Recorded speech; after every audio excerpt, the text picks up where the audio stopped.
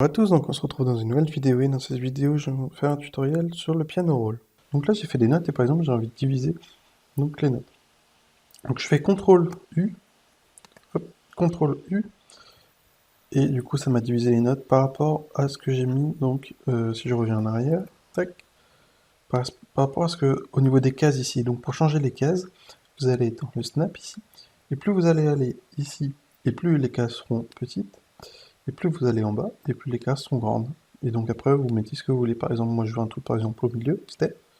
Hop, je fais CTRL U, et donc ça va mettre au niveau des cases que j'ai mis juste avant. Donc en fait, la période, ça permet de mettre la quantité en fait que vous voulez de période, et après, ça peut donner cet effet comme ceci. Par exemple, sur 16 bits, ça te met juste ici. Donc ça décale en fait vers la gauche. Ici un bit. Si par exemple je mets 16 bits ici, il ne restera plus que les 3 qui sont ici. Donc après, c'est à vous de tester. En fait, le trash every, ça permet de décaler donc les notes. Donc vous voyez, tac, tac, un 4, un 3, etc. N'hésitez pas à tester donc les différentes choses pour voir ce que vous voulez faire avec votre projet. Donc en fait, le clamp 10, ça permet de décaler donc les notes soit vers la gauche, soit vers la droite. En fait, le stretch tool composite, ça permet, on va dire, de réguler donc le son et on va dire d'agrandir le son. Donc là, on peut voir que si je l'ai activé, hop, si on met au max, ça permet d'agrandir le son. En fait, le time, ça permet de rajouter des notes, on va dire. Donc si je mets à gauche, par exemple, là, ça m'a rajouté des notes ici, là aussi, là aussi. Donc ça permet de décaler aussi, de rajouter des notes. En fait, la vélocité, c'est la puissance qu'on joue d'une note. Donc là, ça permet de diminuer la puissance ou d'augmenter la puissance de la note. Donc ça peut donner ça. Là, on n'entend plus les notes, et là, on entend les notes. Et après, vous pouvez juger de plus ou moins mettre du straight. Quand vous cliquez donc sur le pattern ici, ça permet donc d'activer toute cette partie-là. Donc en fait, octave, ça permet de tout simplement changer les octaves. Par exemple, là, on est en C6, bah là, vous allez en C7, C8, etc.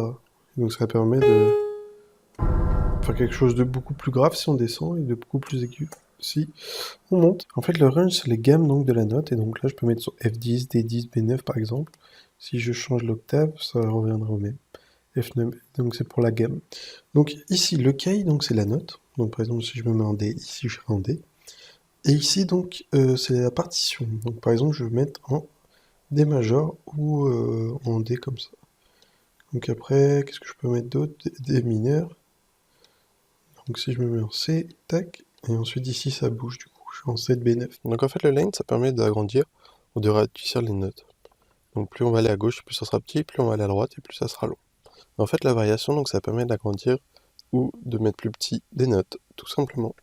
Donc en fait la population c'est tout simplement le nombre de notes qu'il va avoir dans le randomize. Donc plus on va aller à gauche, moins il y aura de notes, et plus on va aller à droite, plus il y aura de notes.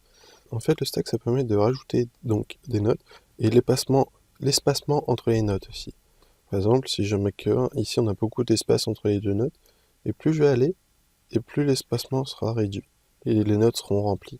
Donc en fait, le random portamento, ça permet de mettre des notes ici, là par exemple, aléatoirement, donc, et ça permet de mettre des notes, donc portamento, je vous laisse découvrir sur ma chaîne YouTube, j'ai fait une vidéo par rapport à ce sujet-là, et donc après ça met aléatoirement sur des notes. En fait, Glucinum, ça permet de, si vous avez deux notes collées, donc comme ici, là, si vous mettez glue same note ici, ça va se mettre en une note, en fait, ça va les rassembler.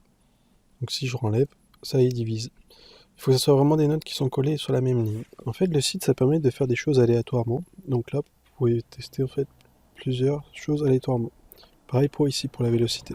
En fait, le level, donc, c'est le petit bouton qui est ici, et donc ça permet d'activer ou de désactiver donc cette partie-là. En fait, le pan, ça permet de mettre du son, donc, soit à droite, soit à gauche, soit au milieu. Par exemple, si je le laisse comme d'habitude, ici, le son sera toujours au milieu.